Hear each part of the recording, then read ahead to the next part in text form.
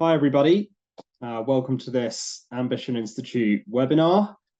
Lovely to have you all join us this evening. We've got three fantastic experts who are going to be discussing with us today the latest in teaching and learning, updates to the evidence, new stuff, old classics, how to interpret that evidence base, when we should be cautious about that evidence base and when we should be treat it with care, how we should treat it with care.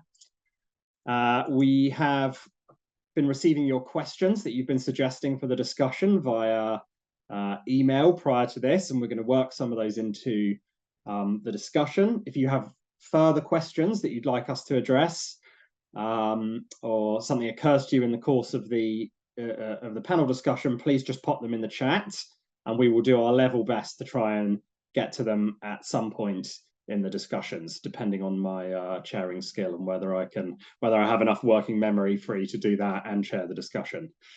Hi, I'm Sam Sims. I am the research lead at Ambition Institute. I'm a researcher. I'm interested in teachers, teacher professional development.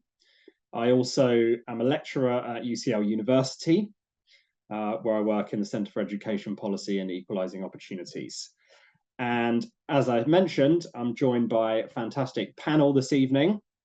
We have Amarbeer, Singh, Gill. Singh has a background in secondary maths. He's a teacher educator, including working at Ambition. He also works at Haberdashers Academy Trust. He has a master's in expert teaching, and he's the author of an in-action book about Don Lusky's classic paper, Strengthening the Student Toolbox. I think that paper is to the science of learning what, I don't know, David Bowie is to pop music or something like that. And Singh's book tells us all, elaborates on it, describes how it can be put into practice. So fantastic to have you here with us this evening, Singh. Hi. Hi Sam, thanks for that introduction. And yeah, really looking forward to sharing this brilliant panel alongside my guests and getting to dig into the nuts and bolts of the latest research in teaching and learning. We love it. Thanks, Singh. Our next panel member is Kate Jones. Kate's an experienced teacher. She's worked for some time in Abu Dhabi and the UAE, but now based back in the UK. She is the author of 7 very well selling books, popular books, including a series on retrieval practice and also one on formative assessment, again from the In-Action series, same series that Singh's book's from. And she's currently writing her 8th book, great work, Kate, on smashing the glass ceiling, empowering women in education. Lovely to have you with us, Kate. Well, thank you so much for inviting me. I'm currently writing my 10th book, but who's counting? Oh, wow. Sorry. No, you did very well there. As I said, I'm thrilled to be here because I am on maternity leave. I'm not doing as much at the moment, but this was a great opportunity. So thanks for asking me. Oh, particular thanks from us for making time for this during maternity leave. Yeah. And third, last but not least, we have my colleague, Nick Rose, who is an Associate Dean at Ambition, Program Design Lead. Nick is a psychologist by training and for a while did postgraduate psychology research, became a teacher of science and psychology in 2003, and went on to become a lead practitioner for psychology and research. And I'm sure you will know that Nick, there's not much about the literature on teaching and learning that's worth knowing that Nick doesn't know about. So fantastic to have you with us as well, Nick. Lovely to be here, though not sure that's true. He's a skeptic as well, I should say, even about his own knowledge. Okay, so my our kind of idea to start off this panel discussion, rather than diving straight into the questions, was that I've asked these three to bring along a recent paper that they've read, something they found particularly interesting, something they found particularly useful, that they can just briefly, we're going to talk about each one for 3 or 4 minutes, sort of share the findings of this paper with us. What did they learn from it? How did it change their mind? And how might it apply in our classrooms? So let's start this one with Nick. With Nick. Nick, what's your paper? What should we learn from it? Yeah, thanks, Sam. So I picked a paper from 2018, so I'm not quite sure whether that counts as cutting edge, but certainly it's one that I only discovered a couple of years ago. It's left an abiding impression with me. Many of the people in this in the audience will be aware of the idea of desirable difficulties, the idea from Robert Elizabeth Bjork, making things harder on yourself, but in a good way, that actually you can introduce difficulties into learning tasks that may sacrifice performance in the short term, but actually give rise to much better long-term retention of learning. And in the paper, they look at three kind of areas around desirable difficulty, things like testing effects, so things like quizzing is obviously a classic example, but others, things like the generation effect, so generating your own answers to a problem before studying examples, and another kind of examples, they put the kind of broad brush of varying the conditions of practice. So that might be, I don't know, if you're asking questions, not just varying the content of the questions, but perhaps also varying the format of the questions at the same time. Now, each of these kind of represents desirable difficulties because actually, initially, you might sort of, see actually slightly slower progress in terms of what students are able to do in the course of that lesson with it. But the idea with desirable difficulties is that actually you get better long-term retention. But one of the difficulties with desirable difficulties is that not all the experimental evidence was coming out necessarily very positive. And, as I'm sure you're aware, Sam, there are many areas of psychology that have undergone replication crises over the last few years. And obviously one of the concerns was that perhaps, this research on desirable difficulties just turns out not to be very reliable. But this Chen et al. Paper, I think actually provides quite a useful framework for trying to understand why we're seeing in some experiments really strong desirable difficulty effects, but in others, them disappearing and sometimes even reversing. So the Chen paper kind of outlines examples of where these desirable difficulty effects are not always obtained. So, for instance, in retrieval practice, there are examples where actually additional studying is better than quizzing in terms of long-term retention.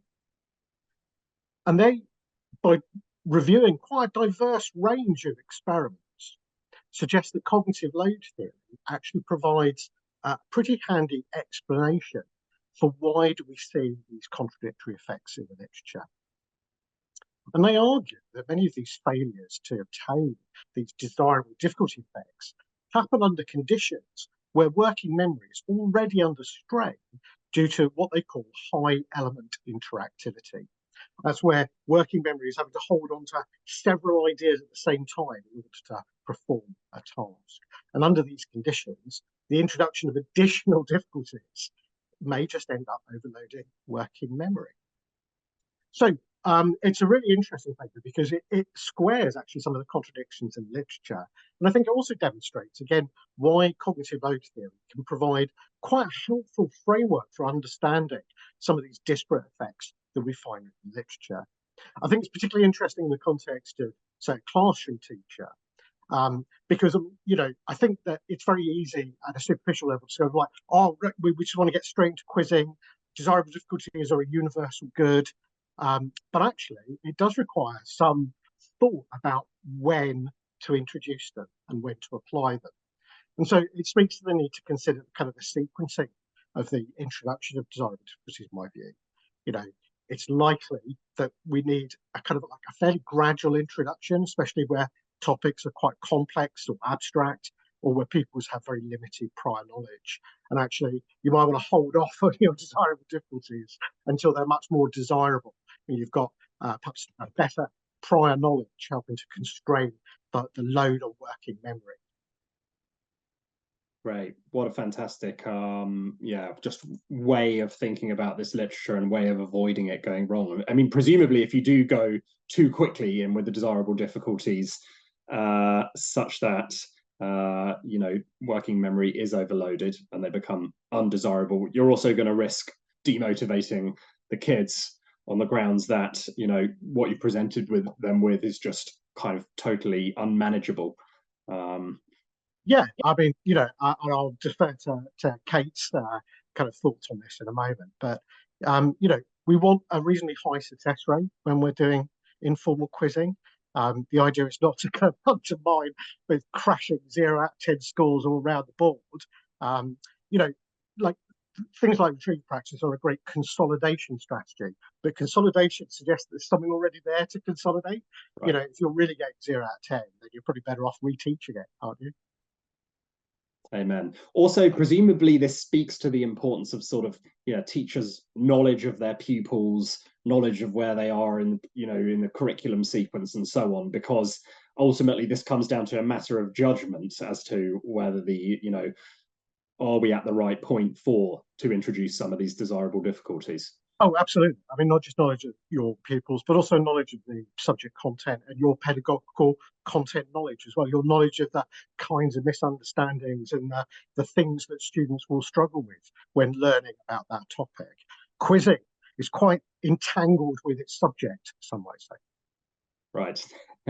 And Nick, once people do get to the point where in their judgment and based on their knowledge of the pupils and the subject and so on, you know, can you just remind us of what these desirable difficulties are, some of the ones maybe that you haven't already mentioned, that it would be worth using at the right point? Yeah, so I mean, you know, beyond things like spacing and another topic, idea of interleaving for topics where that's appropriate, you know, are all examples where you can kind of essentially make things harder in the short term, but we believe that they lead to better long-term retention. Indeed, you know, as Singh, I'm sure will attest, many of the strategies talked about in Dunlosky's kind of famous paper about sort of study skills. Quite a number of those represent what Rob and Liz Bjork have described as desirable difficulties. Great, so everyone should go and check Singh's book for sure. Great, thanks for that, Nick, really fascinating. Okay, let's go to Kate next then. Kate, what's your paper? What have you been reading recently? What have you got for us? Yeah, so this is a paper from June 2022, and it is available freely because I know it could be a challenge when they're behind a paywall, by Renkol et al. And the title is Specific Questions During Retrieval Practice Are Better for Texts Containing Seductive Details. So before I talk about the paper, I'll just go through a little bit of that terminology just so we all have a shared understanding. But the seductive details refers to information that is interesting, but it might have some relevance to the content, but in terms of what you want your students to know and learn and remember, it's not that. It's irrelevant. And we tend to include things like that as teachers, maybe to make it a bit more engaging or entertaining, or sometimes it's just part of our character as a teacher. I'm a history teacher, and when I hear interesting stories on a podcast or a documentary, I think I want to share that with my students. But I've noticed that those are the things that my students remember at the expense of other things I need them to recall. And that's what this paper looks at, is when there's text that has seductive details and information, then how does that impact retrieval practice? Now, there's been loads and loads of papers, people don't need me to tell them about retrieval practice, where we look at retrieval practice, the act of recalling information from long-term memory, and we compare that against study. That's why I was really interested to hear what Nick was saying as well. But there is a lot, as Nick's written about, and we're seeing a lot of research says retrieval practice is effective. Okay, great. But now we're looking, how can we optimize retrieval practice? Now, this paper is like a lot of research paper where it's undergraduate students. So we're looking at adults in a university, I think it's in Germany, and they were given a piece of text about coffee. And I don't think any of them are baristas, and I don't think they have like lots of prior knowledge about coffee. And they were split into 4 groups, and 2 groups had information about coffee that had all these interesting fun facts and seductive details. And then 2 other groups had information about coffee that contained the main ideas. And this is actually referred to in cognitive psychology as target memories. The things that you want your students to know are the target memories. And then one group with the seductive details were then given a task with an unspecific retrieval question.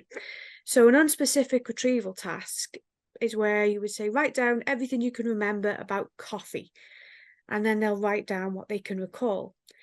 Now, the seductive details are often the interesting things. So it's no surprise that that's the things that people were recalling when asked, what can you remember about coffee? The other group that had seductive details were given specific retrieval questions. So they weren't asked questions about those extra bits of information, but questions about the main ideas. So we were able to remove that element of seductive detail. And the other two groups that were given an unspecific retrieval task and a specific retrieval task, well, it didn't matter because they weren't given the seductive details in the first place. So the only group that remembered the seductive details were the group that were given those details and had an unspecific retrieval task. So I think I like this paper for a few reasons. It links with lots of other things I've read, but we've got two issues here. We've got the first issue of providing seductive details to students, and if we can remove them, let's do that. And that links in with the redundancy effect. And we've talked about working memory and providing too much information. But there might be times where it's not possible to remove the seductive details. Let's say you're in English literature, you have to read the whole text, but you may only want your students to be answered certain questions about themes and characters and so on. So the best thing to do with that case then is to design your retrieval tasks so you target those target memories. And another example for the classroom is an exit ticket. And I used to do this. I used to write an exit ticket. I'll put it on the board and I would say to my class, write down 3 things you found out today. And they were always interesting, but I'd have 25 different responses and they'd write down things I think, oh, why did they write that down? That's not important. Or if I ever said anything that was slightly funny or amusing, that would end up on the exit ticket. You know, I remember once an exit ticket even said, you know, Miss Jones went to Greece over half term. And I was like, yeah, you know, this is not a target memory, everyone. Yeah. So actually, well, that was a wasted opportunity. My exit tickets were then 3 questions that everyone in the class had to answer that really hit home, linked in with, you know, the target memories, the key content of the lesson, and then I can check for understanding. So I think this paper is just helpful for us to think about those seductive details, how we can either remove them, or if they're there, how we can make the retrieval more specific. Love it. And just to make sure that I've understood this correctly, because this does sound extremely useful as a paper. So in the case where the material doesn't contain any seductive details, do they find that you're better off asking the open question? Right. So there's a lot of research about this. Robert Bjork says that free recall, the hardest recall, which is unspecific, he says ultimately this is the most effective. But there is research by Jeffrey Karpicki and other people that have said actually with younger children in primary, elementary, they can really struggle with this free recall task. Right. And I've seen this for myself because I'm a history teacher and I teach A-level and year 8. And I asked both classes who study in the Tudors, what can you remember about Henry VIII? Now, my older students can cope with that. They write sophisticated answers. Great. My year 8s, their answers were quite vague and some of the points were irrelevant.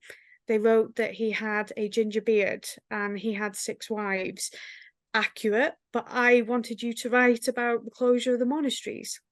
So what would be better to do with younger children is either the multiple choice and the specific questions, or cued recall with some prompts, or guided free recall. So instead of what can you remember about Henry VIII, my question to my year 8 students, what can you recall about Henry VIII and the closure of the monasteries? So I am guiding their retrieval, I'm helping them and prompting them, but I still making them think hard. Got it. So the crucial point is, in the presence of seductive detail, you want targeted, cued kind of questions, targeted on the target memories, literally. In the absence of seductive detail, you want to tailor it to the age group of the kids, depending on whether you do, older kids, you may be more often, the best bet is uncued, whereas younger kids, you may still want to go cued. I would always do the unspecific retrieval task, the free recall, more towards the end of a topic where they have more knowledge. And the fact that you've been giving them these targeted questions, multiple choice, short answer, then we would hope that that would be the knowledge that where the retrieval strength is high, and then they will include that in their free recall. So it depends on, the age of the students and where you are with the content in the curriculum. Brilliant. Nick, did you want to come in on this? Yeah, just because you've got a history background, Kate, obviously, I mean, you'll have heard Christine Counsell, obviously very famous in history teaching circles, talks about hinterland and core, and using the hinterland to create a kind of a narrative structure within which children can understand those core ideas. And so I wondered, particularly from your kind of view as a history teacher, this sounds quite a valuable kind of protection against the hinterland crowding out the core, because you could kind of tell these kind of broad, sweet, kind of sort of narrative structures, but then quiz really specifically the things you want them to remember. Does that kind of chime with your experience of that?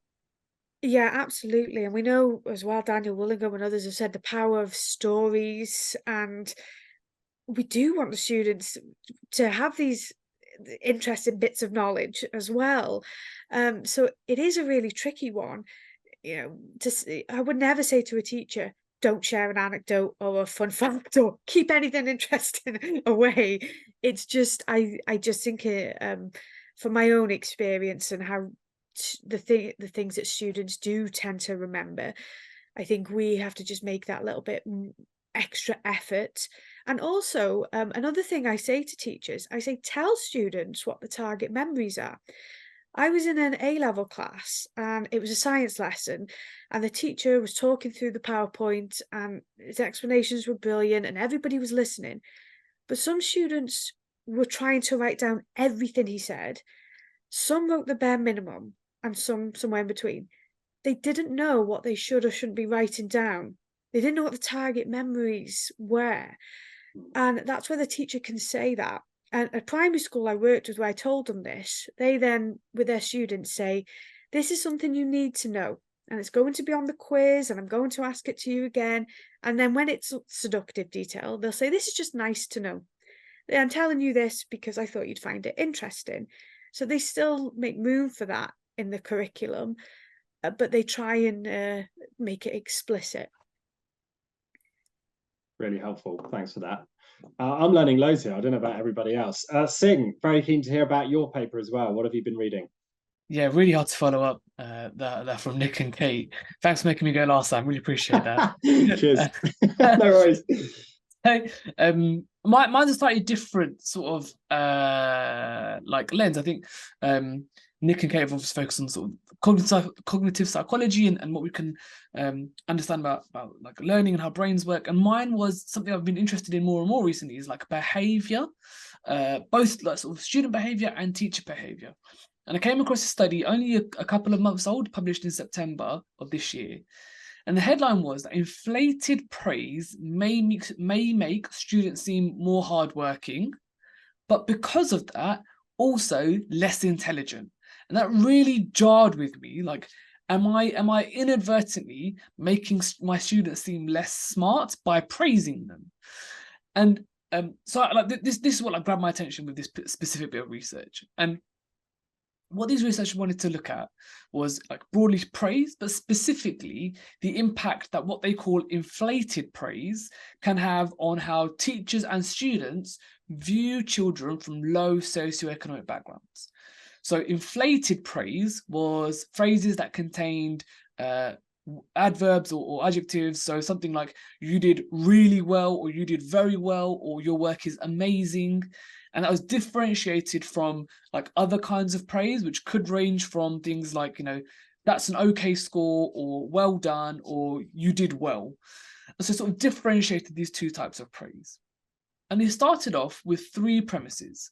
So firstly, as a society, we appear to deem effort more praiseworthy than ability. Like, we think if you've worked hard at something, that's worth praise. But if you've got it just because you're good at that thing, it's not really praiseworthy. The second thing was that students from low socioeconomic backgrounds, so what we might describe as disadvantaged, students from pupil premium backgrounds, things like that, those students tend to get stereotyped as having lower ability. And I think it's worth saying here, this isn't because we like consciously think that they have a lower ability. Like, it's just how biases work. It's not because we're teachers, it's because we're human, right? We're just susceptible to biases because we're human. So those are the first things. So we deem effort more praiseworthy. We are susceptible to biases where we associate students from low socioeconomic backgrounds as having lower ability. And the third thing was that we view effort and ability as compensatory. So this means that those of us who are more able at a specific thing don't have to put as much effort in, and those of us who are less able will have to put more effort in to get the same result. Crucially, though, the reverse is also true. So putting in more effort can be an implicit sign of lower ability. Like, you've had to put in more effort because you are less able.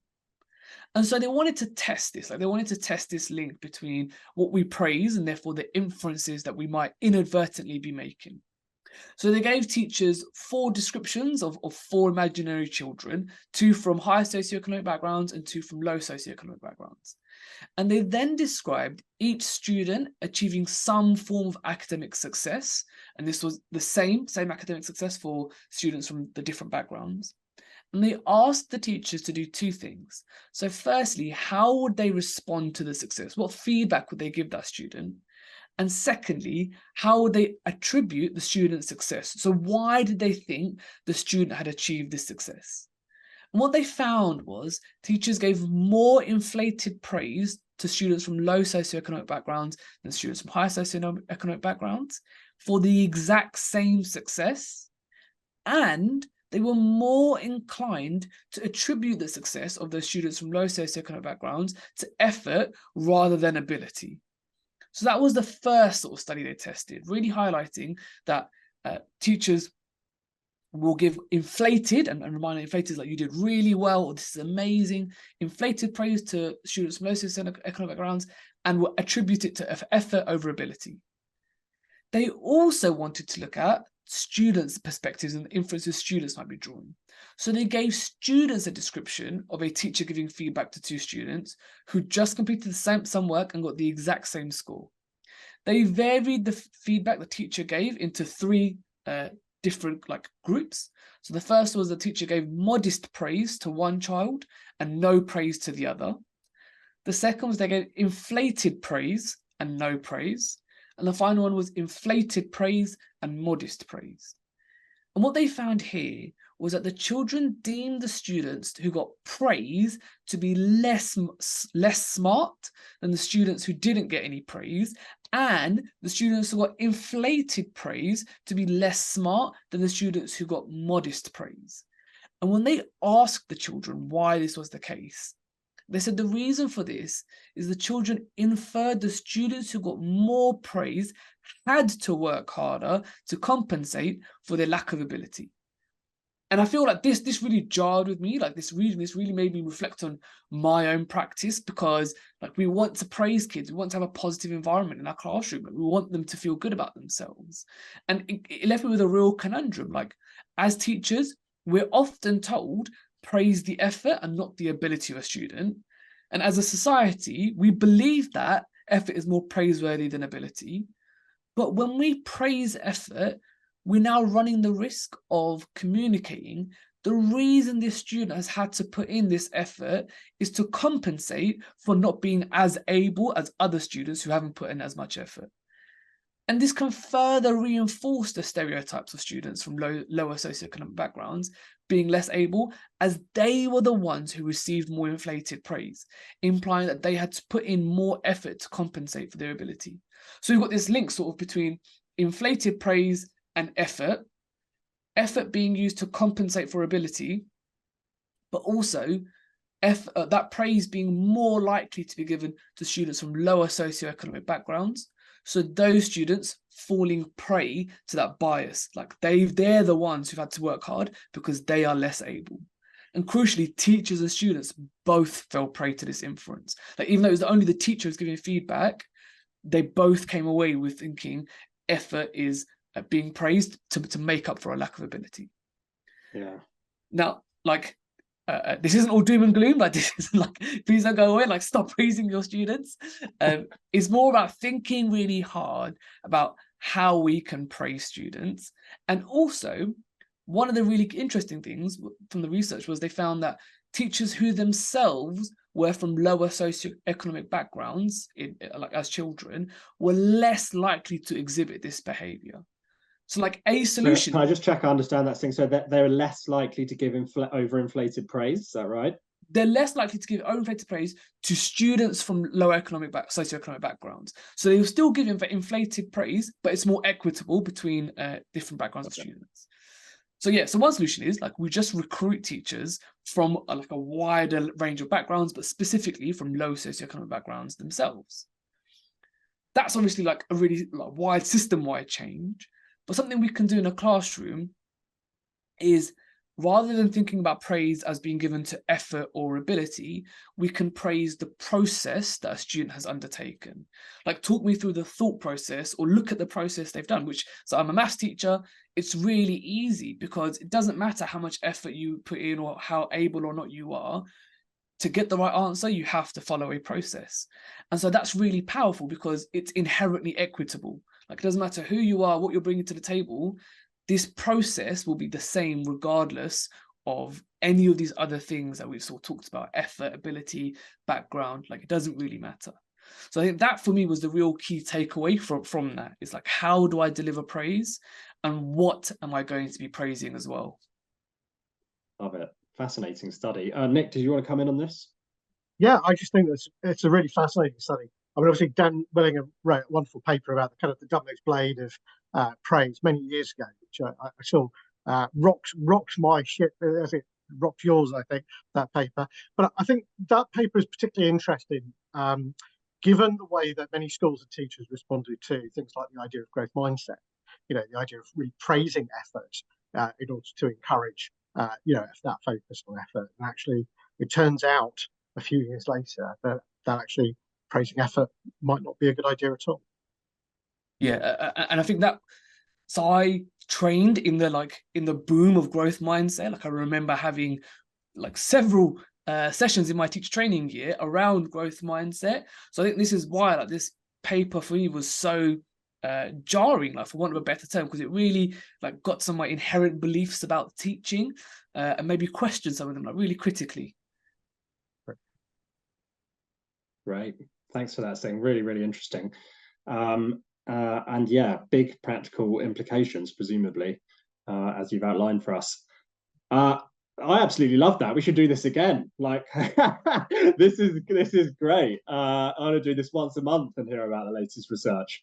And also, something I noticed about all those three papers, people sometimes say about evidence-based education, or just about, applied social science research in general, that we sort of go around trying to understand what works, but isn't the world more complicated than that? And of course, the world is a bit more complicated than that. But all three of these papers have looked at not just what works, but, when does it work, or for whom does it work, right? Singh's paper looking at the differential effects of inflated praise for low income and high income students. It affects them differently, different effects on stereotypes and perceptions. Kate's papers on, how you ask, how you do your retrieval should depend on the nature of the material. Does it contain seductive details or not? And Nick's paper, should you use desirable difficulties? Well, it depends on how complex is this subject, what's the element interactivity, high or low. So maybe this is also, I take from this some reassurance that the evidence base in some of these areas is now getting genuinely quite sophisticated, even if there's still, you know, room to grow and expand our understanding even more. Okay, so we're going to move to some of the questions that have been submitted now. And I'm a big fan of Tyler Cowen's podcast, Conversations with Tyler, where he has this nice section, underrated or overrated, and he sort of fires things at people and asks them if it's underrated or overrated. And so as a kind of adaptation of that, I've asked our panel to come up with an area of the evidence that they think is underrated, something where maybe it's familiar, but the implications are not fully understood, or maybe it's just a bit of research that maybe not many people have heard about yet. And so we're going to go around the panel again, and I'm going to ask, what's your underrated bit of evidence? And let's start with Nick again. Great. Yeah, I suppose for me, it's the insights of cognitive load theory when it comes to supporting pupils with learning needs and disabilities. I think most of the people watching this podcast are almost certainly aware of things like the limitations of working memory, the need to break down content, particularly if it's very complex, and securing necessary prior knowledge, when trying to teach complex new content. But something I don't think is always fully appreciated, or something I don't think necessarily is under-recognised, I think, is how additionally important those principles are when we're talking about pupils who have, some additional needs, difficulties in maintaining their attention, or perhaps difficulties with their working memory function. I think part of it goes to the fact that the early formation of the theory and many of the experiments which informed CLT came from a field of education, multimedia education. Obviously, Sam, the benefits of using a computer-based paradigm to control all the variables that you want to kind of exclude from your test won't be news to you. Your own work developing simulated classroom environments. But I think as a side product of that origin of that field, I think some of the implications arising from CLT, whether that's breaking down content, or the importance of explicit teaching when students have very little prior knowledge, or things like exploiting the modality effect or avoiding split attention, all of these kinds of things probably apply in an even more important way when we're considering pupils with special educational needs related to their learning. So, I don't know, for me, cognitive load theory describes a really important tool in the SE&D box, which just happens to also be great for teaching non-SEND pupils as well. And so I wish you got a bit more kind of I don't know, more higher rating for that particular aspect. Great, love that. Okay, Kate, what's your underrated bit of evidence? I think people might have heard of this. I know Nick and Singh definitely have, and that's the new theory of disuse, published in 1992 by Professors Robert Elizabeth Bjork at UCLA. And by the way, they have a fantastic website called the Forgetting Lab, and loads of their papers are all on there for free, and there's articles. It's amazing, worth checking out. But something that I think is interesting, this might be a seductive detail, is the reason it's the new theory of disuse is because the original theory of disuse was published in 1914 by Edward Thorndike. And this is the law and theory of disuse, where basically, and I am summarising, Thorndike suggested if something goes to your long-term memory, but you don't use it, you lose it forever. And that memories decay and they disappear. And that was widely accepted. And I think even now people believe that you don't use it, you lose it, and so on. And then in 1992, the reason why it's called the new theory of disuse is because it's in conversation with that paper, saying, well, actually, that's not the case. And whilst the Bjorks weren't the first people to mention retrieval and storage strength, there is some literature I'm aware of in the 1930s. This paper really, I think, was a big turning point. And the heart of the paper is these two elements: retrieval strength, storage strength. Now, the reason why I think it's so important for teachers to know this is because if we do a retrieval task with students and they can't recall the information, there could be a few reasons for this. if we didn't check for understanding thoroughly enough and we didn't teach it thoroughly, then it wouldn't have been encoded, so you can't retrieve it from your long-term memory. Okay, but let's just say we taught it really well, I taught it thoroughly, I checked, they all understood it, but yet they can't seem to remember it today. Why is that? Now, instead of panicking, thinking I need to reteach it, although there are times where you might need to reteach it, but one option is that the retrieval strength could be low, that it is there in your long-term memory, but when retrieval strength is low, it means it's difficult to access. It's slow and it's very challenging. Now, you mentioned that I lived in Abu Dhabi for 5 years, and I did, and I came back to Wales and I thought, I've forgotten all my Welsh. I'm going to have to go back to basics. And I went on Duolingo and beginner, and it all just started coming back to me. And I thought, of course I haven't lost it. It is all there. It's just very slow and difficult right now. I need a refresher and a reminder. And basically the purpose of retrieval practice is to increase retrieval strength. Robert Bjork says every time you use your memory, you improve your memory.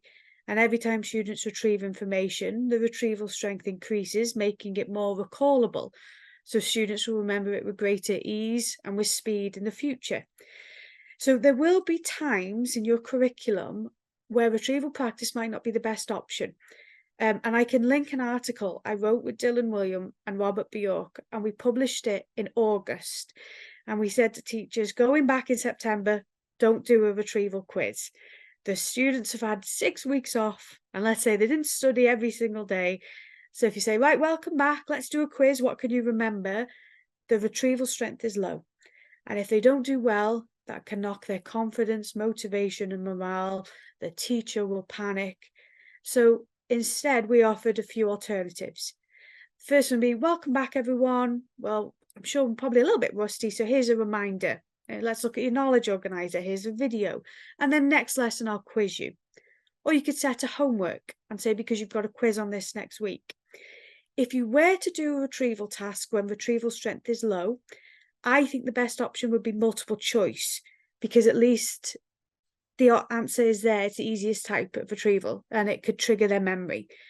But I've seen a few things where conversations where a teacher said to me, this is a year 4 question and my students can't answer it in year 6. Well, we need to get to the bottom of that. It could be that they didn't grasp it in the first place, or they missed attendance, gaps in knowledge, or it could be that they do know that, but their retrieval strength is low. So that's a game changer. Love it. Really useful thing to remember. Singh, what's your underappreciated bit of the evidence base? But before I come to that, I think just going back to I think there's a call for this to be regular, Sam. So I think a night in with Sam Sims might be on the cards soon. Like the world's worst version of Parkinson. Yeah. Not even. I'm gonna leapfrog of what Kate actually sort of touched on these ideas of retrieval strength and storage strength, but sort of the flip side of it. So Kate sort of talked about how we might be able to boost it, and how we need to be careful around, like when are we quizzing students, but also why are we quizzing them. I'm gonna look at it from like the inferences we can draw having done that quiz or having done that, like what sort of inferences we can draw basically from a performance. Now, Nick in his book, like one of my favorite lines, like, we can never measure learning. Like the only thing we can measure is performance.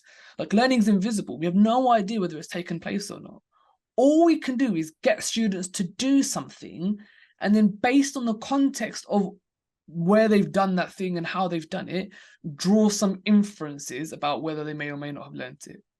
So one of the things that can happen is, let's say we teach students a new topic or a new bit of information, that retrieval strength initially is going to be really, really high.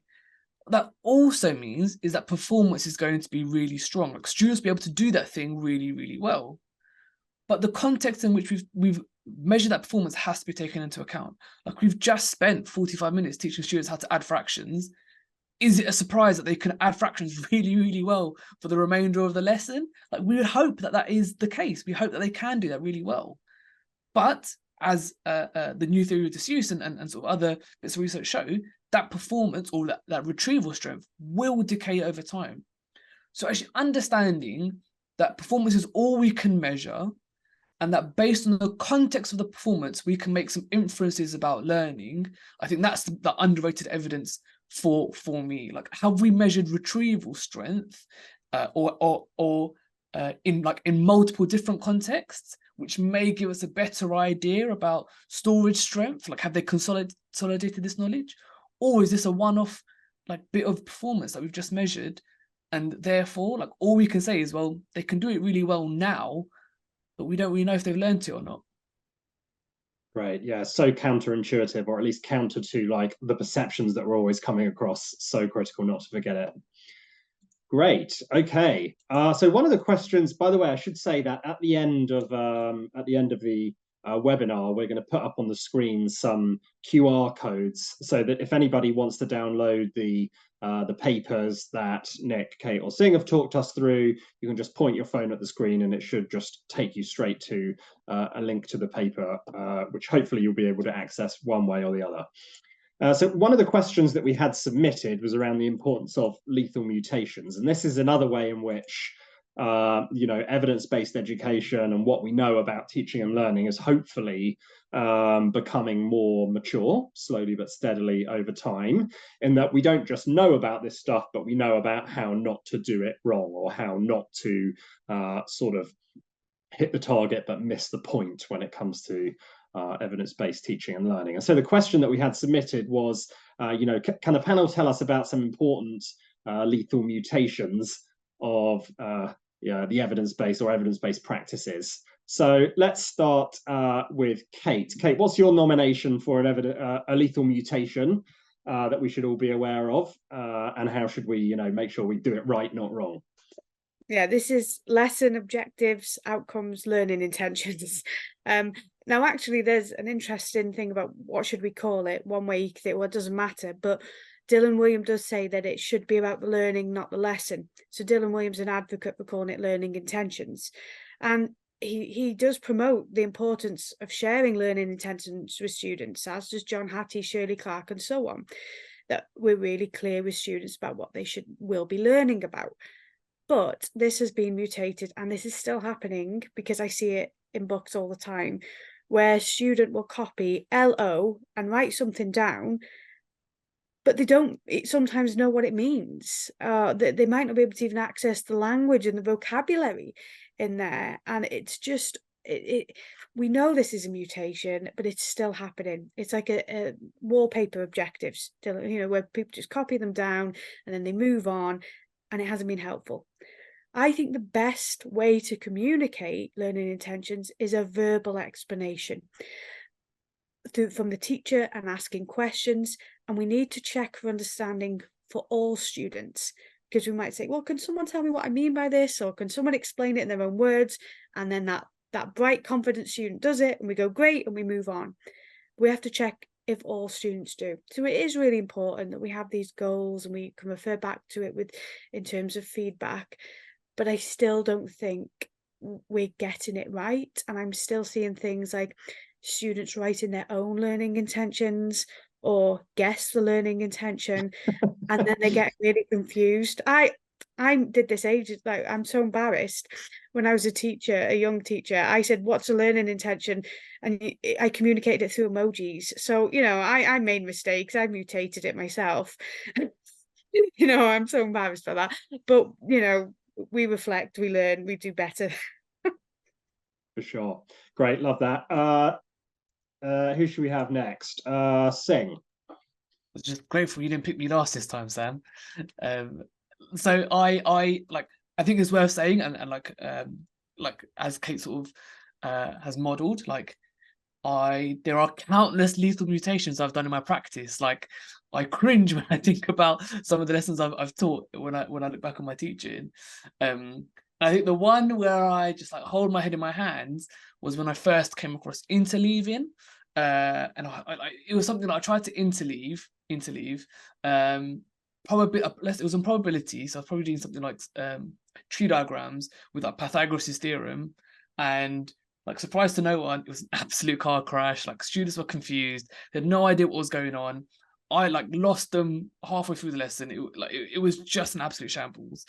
And I think I fell prey to something that often happens with interleaving, which is like we sort of see the word and come up with a definition in our head based on what we think it should be, as opposed to like, and because we don't have the time and resources to like engage with the research, like what does it actually mean? How have the researchers used that?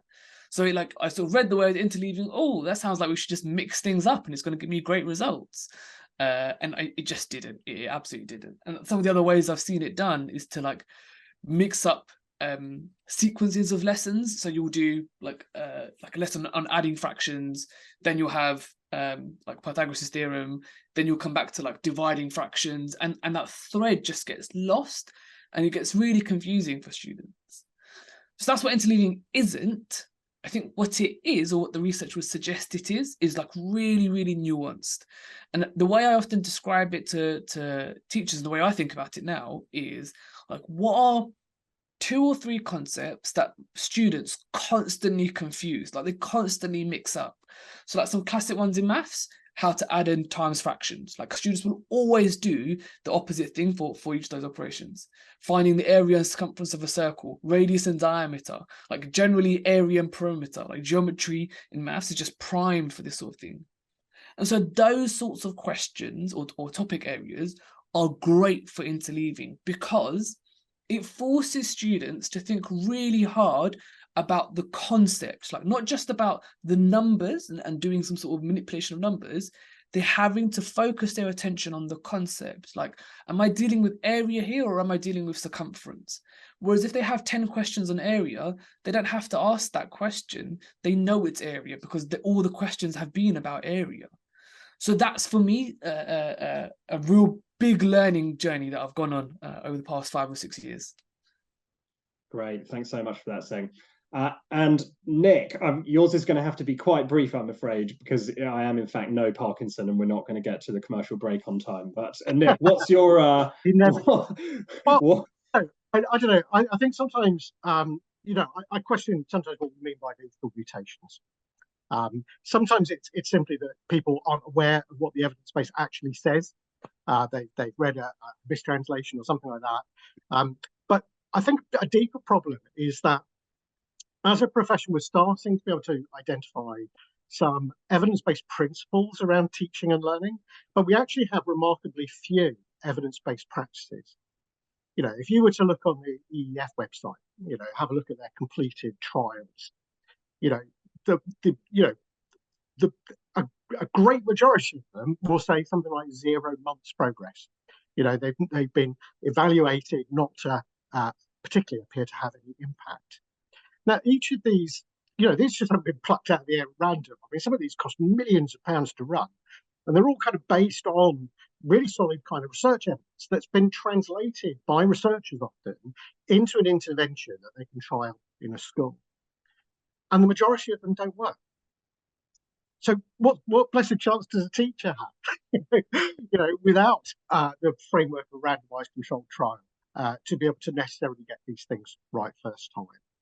And I think the key thing is that the difficulty around being able to evaluate what we're doing in the classroom, and the importance of trying to use assessment, you know, separate the difference in learning and performance, and actually look at, you know, what's going on in terms of storage and retrieval strength.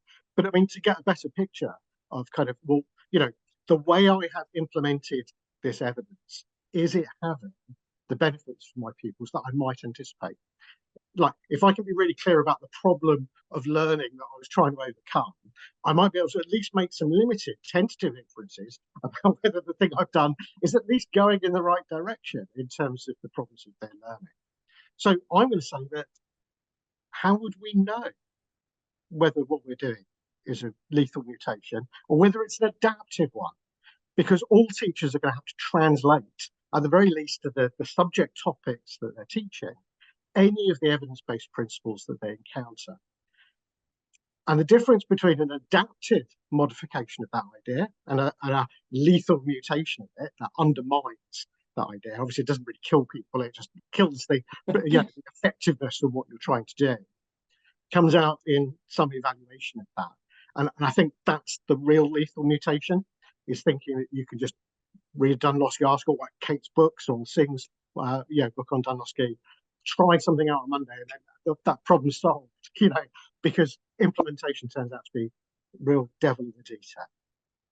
Yeah, and again, we return to this point about teacher expertise, being perceptive in your own classroom, knowing your pupils, and being healthily skeptical about what we can learn from, a given study or a given bit of the research literature. Okay, thank you all for that. I really enjoyed that conversation. There's also been some nice comments in the chat that people have enjoyed hearing about the papers and hearing our panel discuss them. If you really enjoyed what you've heard today, you might want to consider some of Ambition's programs. There are 3 in particular that we have that relate directly to teaching and learning, and will cover many of the topics that we've been talking about today. We have Transforming Teaching, which is a 1-year program focused on improving professional development, teaching and learning across a school or trust. And this works at 3 different levels. So there's input for teachers, middle leaders, and senior leaders. And if you're interested in this, have a word with our partnership team. We also have our instructional coaching program, which I think is run by my friend and colleague Steve Farmden, who's brilliant. This is a 1-term program focusing just squarely on improving teaching expertise across a setting, a school, for example, and helping sort of experienced teachers cascade their knowledge and expertise across the school using coaching. You can apply for this online or again, talk to our partnerships team. And then the third one that I just want to plug before we close and show you the QR codes for the papers is our MPQ on leading teaching. And so again, this is about the fundamentals of good teaching and leading teacher development in your school. As you may know, these are all fully funded by the government at the moment, which is a deal, to say the least. But they're only definitely funded by the government for maybe 1 more year. And so if you're interested, please do talk to us. I think the deadline for the next cohort is the 16th of January. There's also a wider suite of programs. Here's a QR code if you want to hear more. And finally, here are the QR codes for the 3 papers that our panel updated us on today. So we'll leave those up just for a minute so that people can take a snap with their phone. And then I think you just tap on the image to open the web page with the paper on. And all that remains, apart from that, is for me to thank our panel once again, who have done a brilliant job of telling us about, the latest in teaching and learning that they've been reading about. And thank you all for coming.